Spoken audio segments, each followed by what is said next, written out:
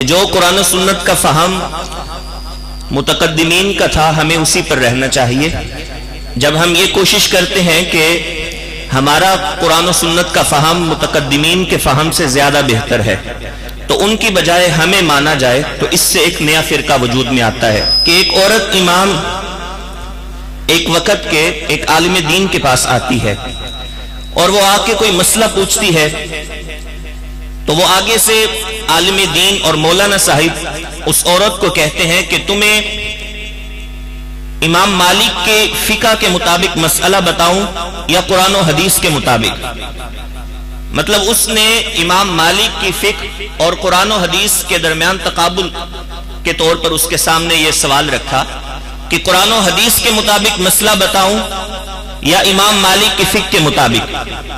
وہ بڑھیا کہنے لگی، وہ عورت کہنے لگی مجھے امام مالک کی فقہ کے مطابق مسئلہ بتاؤ۔ مولانا حیران تھے، وہ کہنے لگے آپ کا جواب تو یہ ہونا چاہیے تھا کہ مجھے قرآن و حدیث کے مطابق مسئلہ بتاؤ، تو آپ نے یہ کیوں کہا کہ مجھے امام مالک کی فقہ کے مطابق مسئلہ بتاؤ؟ تو اس عورت نے بڑا خوبصورت جواب دیا۔ وہ عورت کہنے لگی کہ جسے تم قرآن و حدیث کہہ رہے ہو وہ تمہارا قرآن و حدیث کا فہم ہے،